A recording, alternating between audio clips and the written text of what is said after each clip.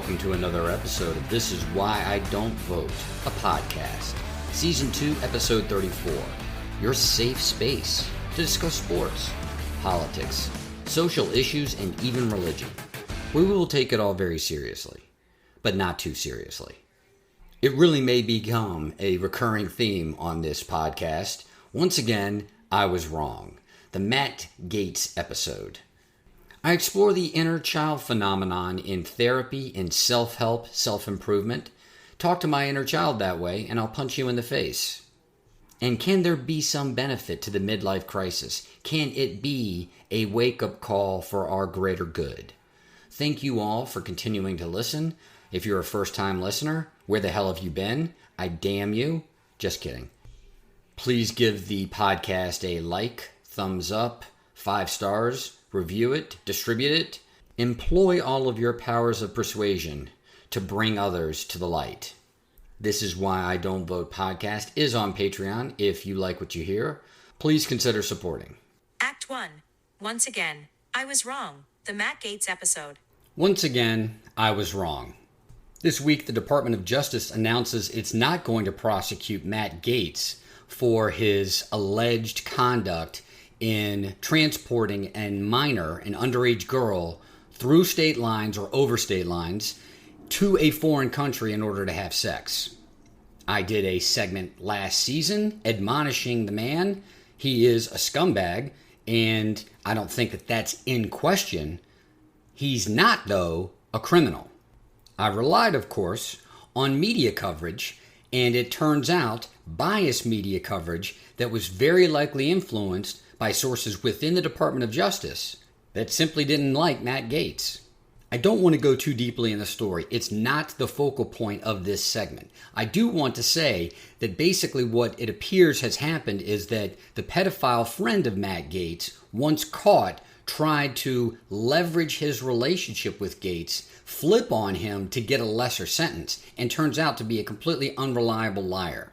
The woman who is allegedly the victim, it turns out, very likely was 18 years old when this all went down, therefore no crime was committed. Again, Matt Gaetz going to the Bahamas, taking 18-year-olds from Florida, Georgia, South Carolina. Does that make him a criminal? No. Does it make him a scumbag? Probably. The media cannot be trusted in the 21st century because it is so easily influenced by the powers that be, the Department of Justice, the FBI, the CIA, the Pentagon, the White House. It's not that journalists don't have any journalistic integrity any longer. As I've stated in numerous other segments, I'm not sure that they ever did. It's that the journalists today don't have any journalistic chops. They're not actually that good at their job. They don't have independent sources. They're completely reliant on the establishment for the stories that they publish. As a consumer, I now have to weigh every single story that comes from the media and determine whether or not I can trust the information. This goes specifically to the charges that have been levied against Trump. Everyone's up in arms about these fraud charges, and the thing that is so curious about the coverage is the fact that the very likely defense that the Trump family is going to have, that they defrauded anyone, is that all of these companies that they have allegedly defrauded were sophisticated actors.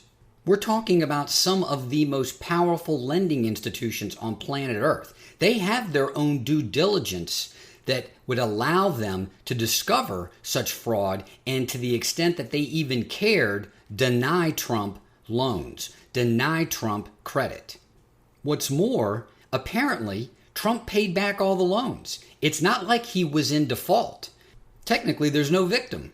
The banks didn't go and complain that Trump lied on applications and then didn't pay back his loans. That's not a narrative that you're hearing in any of the media outlets. I want to couple this point about me being wrong, me now having to challenge everything that I hear in the media, with the final element of this segment, and that is Edward Snowden being granted citizenship in Russia.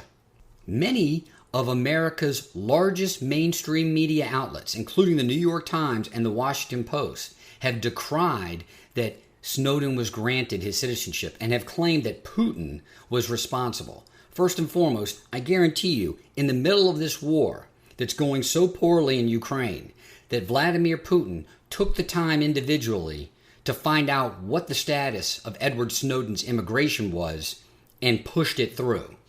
Snowden's been in Russia for 9 years now. 9 years. If you're in the United States for 9 years, you've had enough time to go through the green card process and eventually get your citizenship. The way the media has portrayed this story is somewhat shocking. Let's be real. It's not somewhat shocking. It is shocking. Edward Snowden is clearly a whistleblower. When you go and you look at some of these stories, he's referred to as someone who leaked documents or as a leaker. They don't even want to refer to him as a whistleblower anymore. And it goes back to the point of this segment that our media is completely beholden to the establishment in this country. The CIA still hates Edward Snowden. The FBI still hates Edward Snowden. Plenty of people in the bureaucracy of the White House still hate Edward Snowden. The Pentagon fucking hates Edward Snowden. Snowden exposed the fact that the CIA, the FBI, the White House, and the Pentagon were all lying to us. Was the war in Iraq going the way that we were told it was going? Nope. We were smoking people over there left and right. Combatants? No. Civilians. Was the United States government spying on its own people? It sure was. And not in some bullshit metadata way. It was flat out spying on millions and millions of people. The media, for its part, used many of the documents that were revealed by Edward Snowden to do some of its best work that it had done in 30 or 40 years since the Pentagon Papers in the Vietnam War. As I have stated in other segments of this very podcast, journalists did not independently discover the documents, the Pentagon Papers, in order to reveal that the Vietnam War was all bullshit. That was also a whistleblower. These documents fell into the laps of the journalists.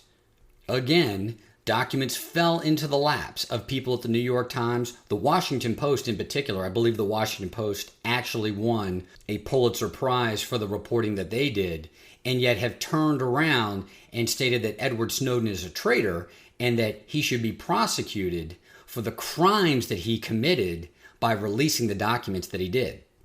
Clearly, the Washington Post, now a mouthpiece for the Department of Justice, the Pentagon, the CIA, the FBI, the White House, will mirror any talking point that's given to them.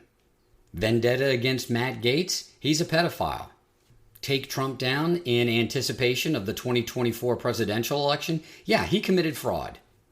Bite the only hand that's ever fed you over the course of the last 40 years, Edward Snowden, handing you documents that led to a Pulitzer Prize, yeah, he's a traitor. All talking points of what we could call the establishment, the White House, the bureaucracy within, the Department of Justice, the CIA, the FBI, particularly the Pentagon. I have nothing negative to say as, again, it just reinforces the mainstream media is not what it is made out to be. It does not represent a check on power. It is, in fact, a capitalist, a profit-driven industry, and we are seeing the gasps come out of that bloated, dying corpse as we as a people, as we as a society evolve into the next iteration of how news is going to be distributed around the world. I have to keep myself in check when talking about stories that are running through the popular culture lexicon, stuff that you see trending on Twitter or Instagram or Facebook. I've chastised myself in other segments of the podcast. I knew that the tone that I was using in the first season wasn't necessarily where I wanted to be, and I was doing it probably for ill motives, chasing clicks, having the hot take.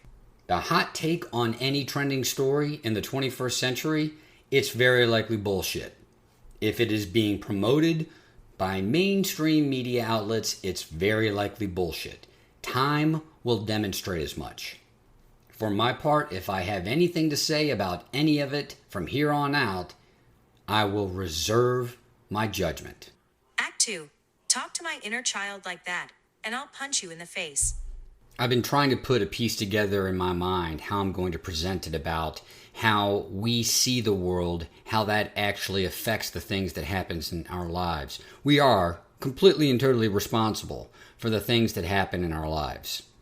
Many of the terrible things that happen in our lives are a matter of perception, and even to the extent that we could objectively argue, we could objectively agree that they are terrible, they often lead to beautiful things months, years, decades later. We couldn't have gotten to that beautiful place but for the fact that that terrible thing happened. That is not necessarily where I want to focus this segment. What I want to focus this segment on is the old cowboy parable. When you find yourself in a hole, the first thing that you need to do is stop digging. Many of us, myself included, have dug ourselves into holes throughout the course of our lives, and at some point in frustration cried out, "What the hell is going on? Why is this happening to me?" With shovel in hand, with dirt caked into every orifice of our body, with a pile of dirt above us that we have laboriously created over days, weeks, months, years, we cry out why.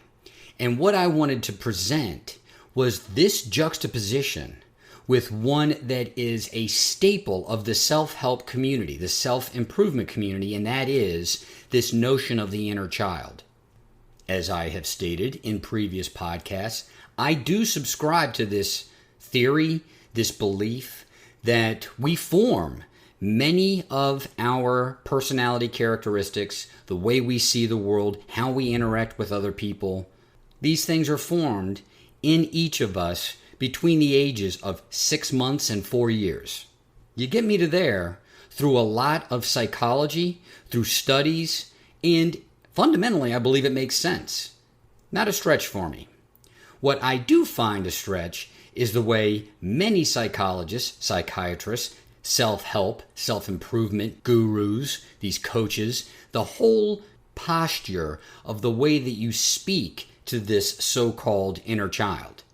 Beginning in the 1980s, and I think someone who I do consider a genius, Louise Hay, she was a founding member of this type of therapy, speaking to an adult as if that adult was a child to try to nurture that inner child, to try to bring out or bring forth the trauma that was suffered by that child, to coax that child to be forthcoming and then to let that trauma go. I hear that kind of sing-song voice. I am exposed to that approach and I immediately want to punch somebody in the face. Why? Why does it trigger in me that kind of response? I tried to look at that, my own reluctance or resistance to that approach, from below instead of above, from a place of understanding instead of a place of judgment. The natural reaction to me saying, when I hear that sing-song melodic voice of particularly a woman speaking to an adult, whether male or female, as a 2 or 3-year-old, and I am immediately repulsed, the natural conclusion in judgment is, prick. You're just a prick. Judgmental prick. You have not gotten in touch with your inner child. You are running from what is this release of trauma, this very effective, very well received therapy. And I've had to wrestle with that. That's why I haven't come out with a piece like this, because I have sat in that. What is it in me that is running from this type of therapy? Is there something in my trauma from those years that has so repulsed me to something that if I would give into it would be so highly effective? And looking at it from below, first and foremost, there are those of us out there who did not need to be spoken to at 3 and 4 years old, like we were 1 or 2 years old. Get here in your head, dear listener. Get here.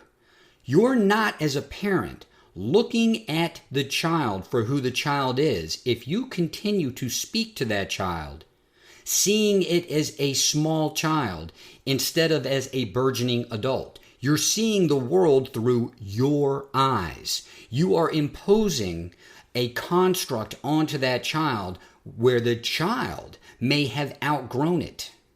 So part of the trauma of that child may very well be the frustration of not being in a place in its development to articulate, listen, you stupid fuck, quit speaking to me like I were a 6-month-old or a 12-month-old.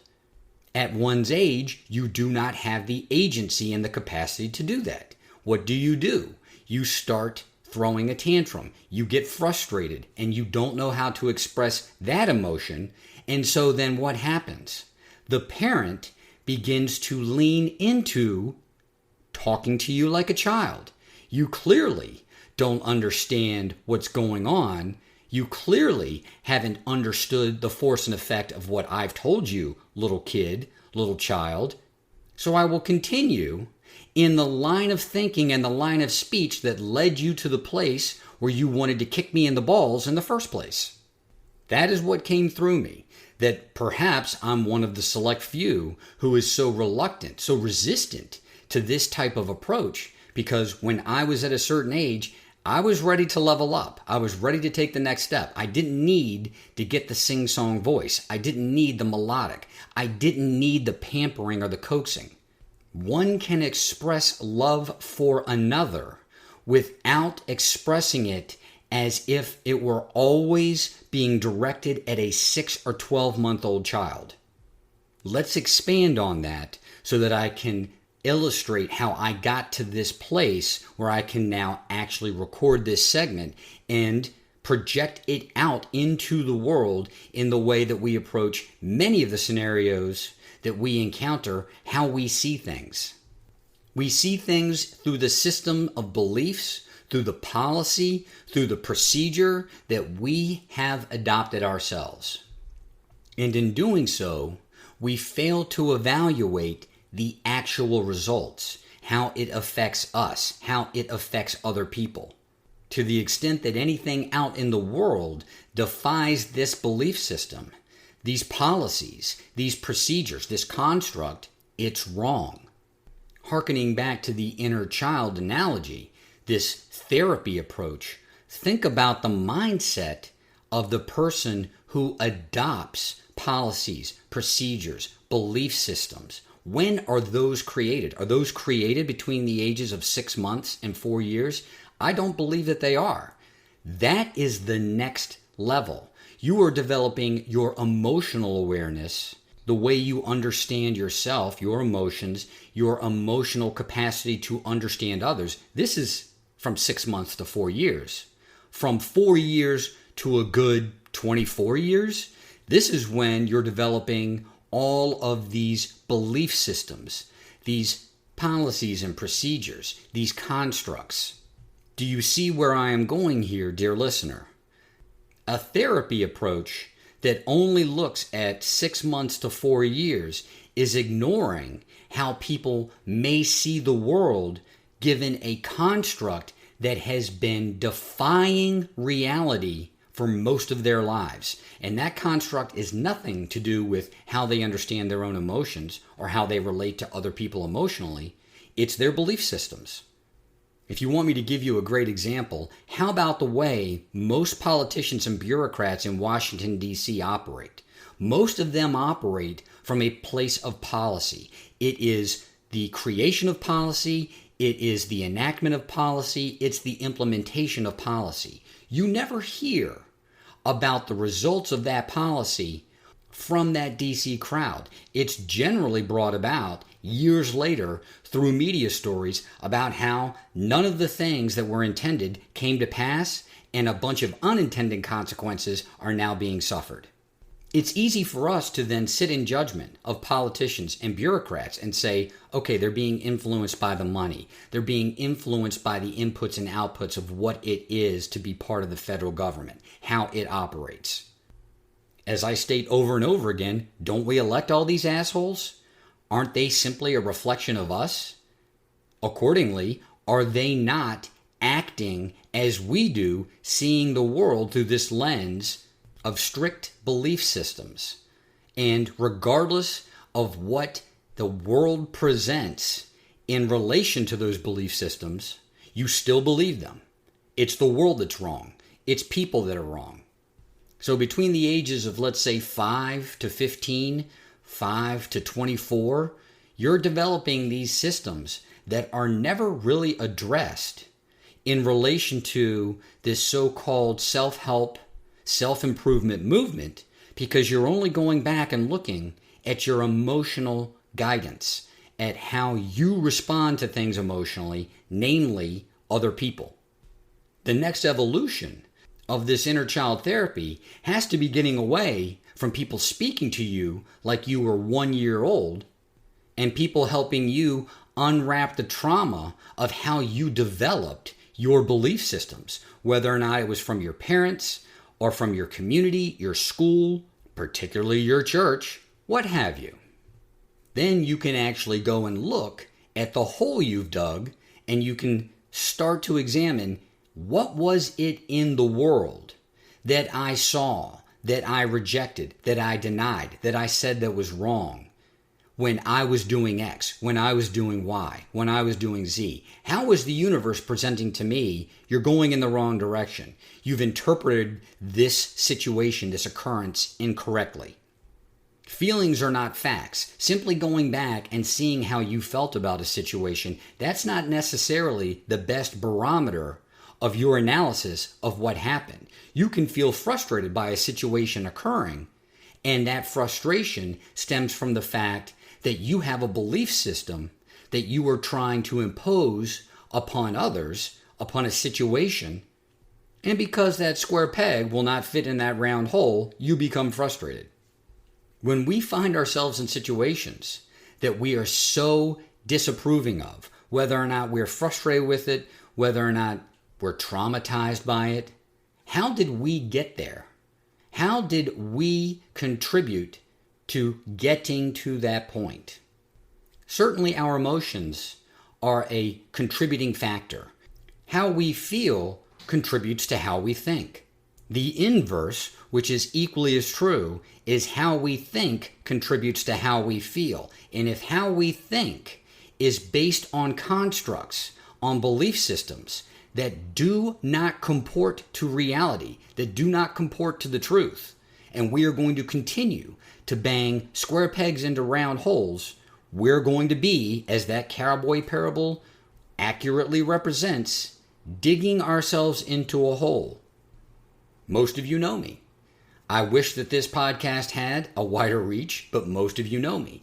And it is fair to say that many of you who are my most loyal listeners have known me for a number of years. So you know that I have vociferously advocated for different mental constructs that I was in. I was trying to shape the world to fit into those square pegs or those round holes.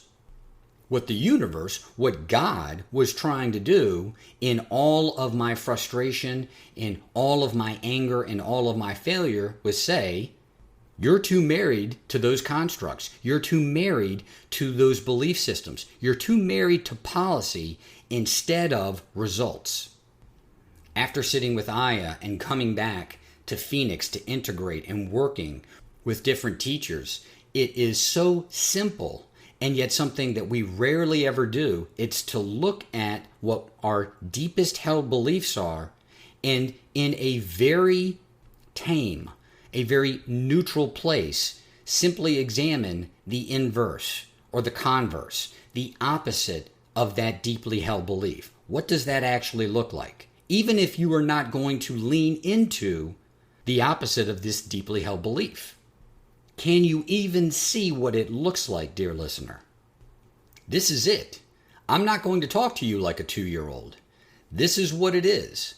You can actually, as an adult, stand back, look at some of those deeply held beliefs, look at the inverse or converse, and then think to yourself, from the recollection that you have, my God, how long have I held this belief, and where did it really stem from? Is this so rigid a belief system, a policy? Is it really me? Is it not my parents? Is it not a teacher? Is it not somebody in my community? Or again, particularly someone from my church? Does the voice in my head sound like me, but speak the words of this other person. Back to the DC reference, we've got these sanctions that we placed on Russia. This was a policy that was completely and totally accepted by all powers within Washington. No debate whatsoever between the media, between any bureaucrats, between any of the politicians, between the President of the United States. No debate. We're going to sanction Russia. It has been a complete and total debacle of a policy. And you don't hear, to this day, any debate about how failed a policy it has been. This isn't them, dear listener. There is no them in this situation. That's how we live our lives. And it may not be specific to our development between ages 6 months and 4 years, but it is specific, in my estimation, the reason why I am making this passionate case on this segment of the podcast. It is in our development after age 4, likely into age 5 and 6, and then well into our early 20s. 40-year-olds with the same belief system constructed, developed, implemented at age 14. 15-year-olds who inhabit 50-year-old bodies. They can't see it. We can't see it. I did not see it. As much as the evolution in myself through this spiritual journey has helped me connect to that child between the ages of 6 months and 4 years, emotions felt by that child, the way that child interacted with the human beings around it, I can testify here that I have had much more progress in looking at how my most deeply held beliefs were influenced between the years of 5 and 25, how banging square pegs into round holes led me down so many wrong paths, where eventually I was crying out, how the hell did this all happen to me, sitting in a hole with a shovel in my hand, dirt in every orifice of my body. I cannot stress this enough. There is no they, there is no them. Many of the things that we are most frustrated with out in the world today, particularly the political climate, what we think is all this strife, it is within us. It's the way we see the world, and then it's the way we react to the things that happen to us in this world. I'm not going to coo at you like you need a pacifier or you need your diaper changed. Re-examine the way that you see the world, and do so by simply looking at the inverse of some of your most strictly held beliefs. I'm not maintaining to you during this segment that you're going to change your beliefs, but when you see things out in the world that might look in opposite to your expectations, your assumptions, your belief systems, I assure you they won't look so strange, and I assure you your emotional response will be completely different. Often it may actually be empathetic or compassionate. Your immediate response will not be judgment, disdain, anger, frustration. And in that moment, you'll be able to feed your energy into much more positive resources, much more positive emotions, much more positive directions. So sitting here, it's come through me. My experience through this inner child therapy is a net positive, is a net gain, even though I couldn't ever truly relate to it. That's my valley. That's the valley of darkness that I had to go through, dealing with that and my resistance to it, to then realize, well, outside of judgment, what could it be that is contributing, that is creating this resistance? That's right. I was one of those weirdo 3-year-olds that you could talk to like your insurance salesman or your tax accountant. Does not make me any less deserving of love. Just don't be surprised when I want to punch the shit out of somebody after being exposed to Barney or Elmo or whatever the hell the thing is that they put on for the kids today. Act 3. Can we benefit from the midlife crisis? I was out with a buddy of mine and we were talking about some of the things that we have done over the course of the last couple of years of our lives, being at a certain age as men. And he used this phrase, and it never had dawned on me, but he said that he had made some purchases, that they were indulgent, and he was questioning whether or not it was part of some midlife crisis. A man with means going through a midlife crisis, or what could potentially be qualified as a midlife crisis. His conclusion was that it was not a midlife crisis, that these expenditures, while indulgent, while extravagant, were well within his budget, and it was something that he was very passionate about in acquiring. I had never looked at my experience over the course of the last couple of years, specifically this spiritual journey that I'm on, the fact that by myself, I went to Costa Rica to sit with Mother Aya and had such a life-changing experience. It never occurred to me that such an experience, that such action could be qualified as a midlife crisis, as someone suffering through a midlife crisis. I certainly wasn't happy with myself, not my job, the fact that I had come out of a divorce, questioning, in fact, the career choice that I had made in the law, questioning my relationship to money. That certainly could be qualified as a midlife crisis. Why do we undergo the midlife crisis? What is the impetus for us at a point in our lives where we have ostensibly achieved everything that we were supposed to achieve? The things that we should have done. I can't speak to women. I'm a man. Yes, I did spend one evening as a woman while tripping my balls off in a Costa Rica jungle, but that does not qualify me as an expert now on women. So I don't know what women in their midlife are going through, but as a man, we have a number of things that we should do.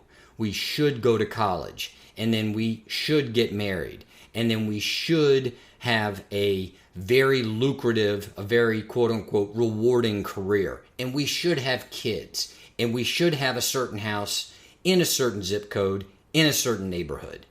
And with all of those things come the luxury of the material shoulds. We should have a certain type of house. We should have a certain type of car. We should be part of a certain social circle. We should be part of this country club. We should have traveled to here and been to there. The midlife crisis is kind of like the casting couch. When I say midlife crisis, you know exactly what I mean. When I say casting couch, you know exactly what I mean. Men so frequently go through a crisis of conscience that it has a term affixed to it that both men and women, young and old, they all understand. The midlife crisis. Just like the casting couch. Everyone knows what it means to have to go and sit on the casting couch in order to get a role in Hollywood. Although these terms have negative connotations, they are well understood because they're part of a collective experience. So many men go through it that there is a thing, a midlife crisis, and what's interesting, the juxtaposition of this piece to the dating apps, many of the women that I've gone out on dates with have used the term midlife crisis to describe the end of their marriages, the things that their ex-husbands had done leading up to the end of the marriage. It's the most familiar checklist that you could imagine. Adultery, of course, with a woman 10, 15, 20 years his junior, check.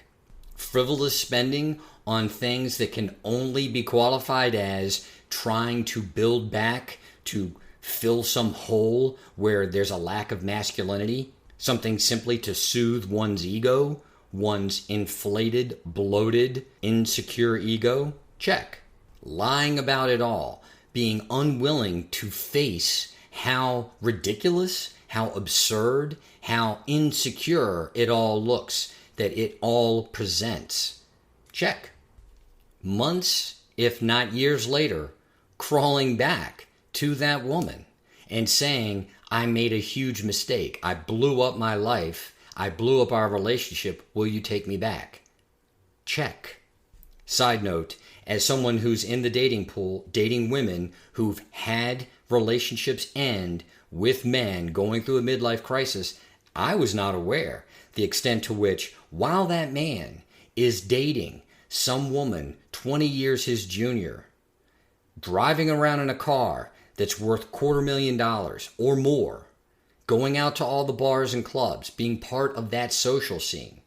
Quietly, behind the scenes, he's crawling back to his ex-wife in classic Arrested Development fashion. I've made a huge mistake. That's right. I've made a huge mistake. So how do we get here? Why are we doing this? How do we get here as men? As a backdrop, before I get too deep into this, I want to harken back to the segment that I did about public education, my student loans, the debt forgiveness in episode 32. Recall, I admit, and I'm still convinced of the fact that many of my decisions in my education career and in my professional career were based on security, which is a more positive way to say they were based in fear. It's what I should do, what is most likely going to be lucrative, what's most likely going to be successful or productive. It wasn't what I was passionate about. It wasn't something that I was willing to take a risk on. What's the safest route? Why am I taking the safest route? Because I'm afraid to take any other. I'm so comfortable with admitting that because I believe that's the way many people govern their lives, whether they're male or female, whether they're old or young, whether they are black or white, Hispanic, Asian, it doesn't matter. We are governed very often not by our ambitions, but by our fears. And when you're talking about the fears of someone in their early to mid-20s, the course of action that they're going to take at that point in their life and the trajectory that it sends them on, when they wake up out of that fearful dream, that waking nightmare, and they're 48, 50, 52, 55, and they look at what their life is, what they have and what they've built, based on what? Their ambition or their fear? A job, a career where they may be making 6, 7, 8 figures, and they go into work every day and they hate every minute of it. A relationship with a woman that they don't know. They don't have any idea who this person is versus the person that they thought they had married years and years ago. And they don't identify with them. They may not be attracted to them anymore. There may be so much negativity in the relationship surrounding material possessions, surrounding the lack of communication. And that is not to put any blame on the woman. That may very well be, the source of this may very well be the man. It may be the man who has made material possessions too much a focus of the relationship. It may be the man that is not willing to actually openly and meaningfully communicate, particularly when it comes to money, particularly when it comes to sex. So here I am, here we are, as a collective, these men who, instead of being guided by ambition at a very early point in their lives, were guided by fear. Now what? The coward's way out, instead of going to one's wife and saying, I'm not happy. It's not that you're not making me happy. I'm just not happy. I'm not happy in my career. I'm not happy in our relationship.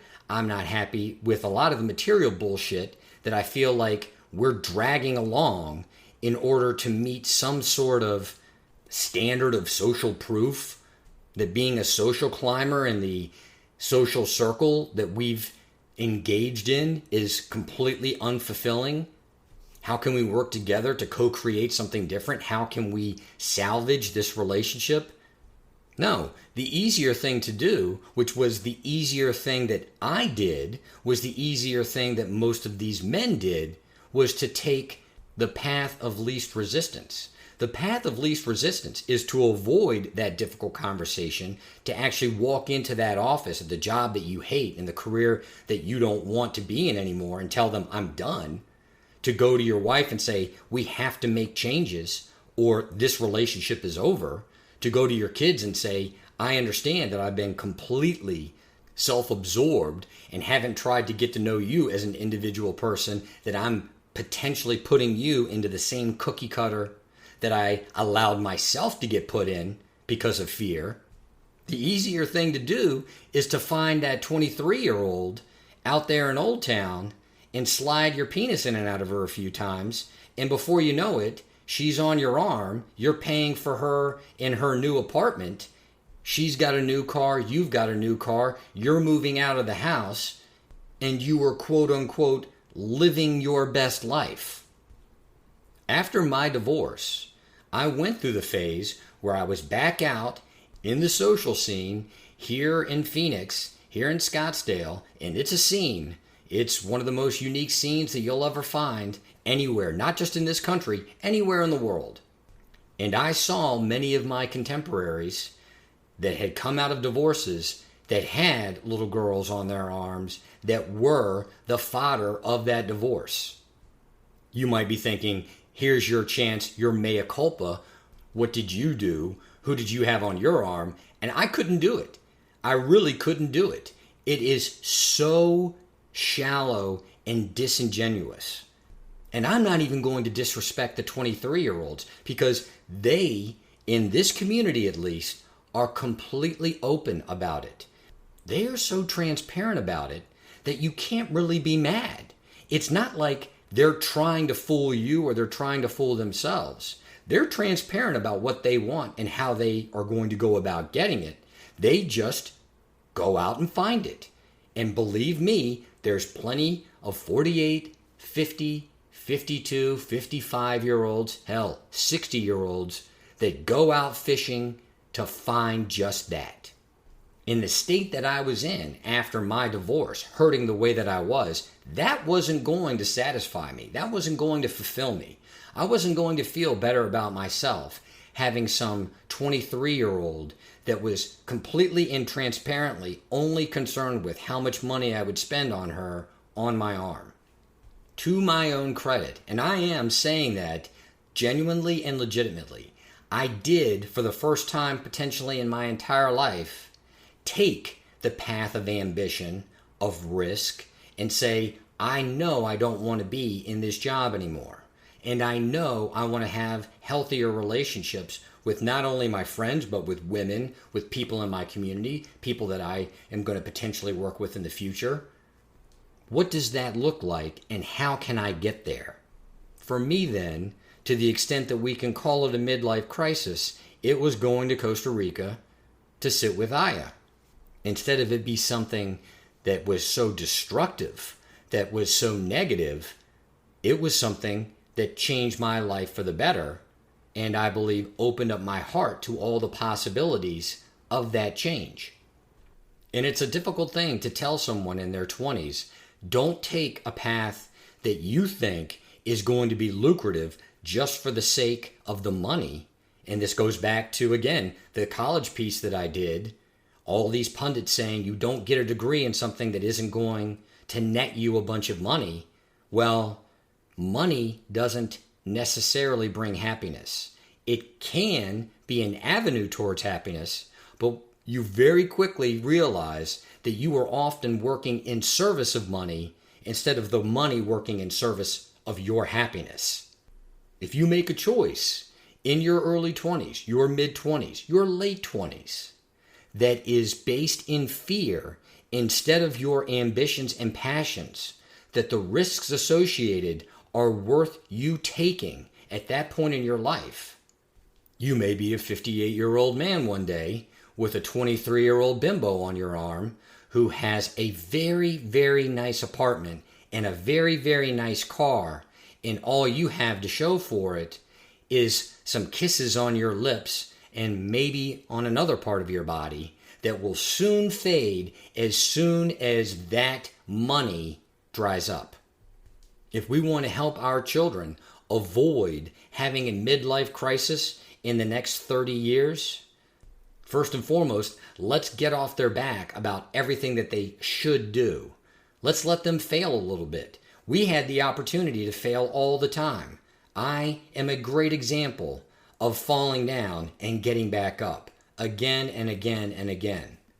We let them pursue their passions as much as we may not understand them. I don't understand the social medias. I don't understand how the algorithms work or how the energy that's flowing into them actually operates, but the kids seem to love it, And the kids can turn many of the things that they're passionate about into a source of revenue, into an income stream through the use of social media. Be willing to let the kids fall down and get back up on their own. Be willing to let the kids fall down and tell them that they have to get back up on their own. I never would have thought personally the decisions that I made as a 25-year-old, as a 27-year-old, would so lead me astray from any sense of happiness or accomplishment. Yet making those decisions in a state of fear certainly led me to that point. To the extent that it's going to happen anyway, that the midlife crisis is going to be a phenomenon that many of our children are still going to experience, let's not be cowards about it. You want to blow everything up? Be a man in the way you blow everything up. You don't run out and find the first bimbo that will let you stick your penis inside of her and blow all of your money.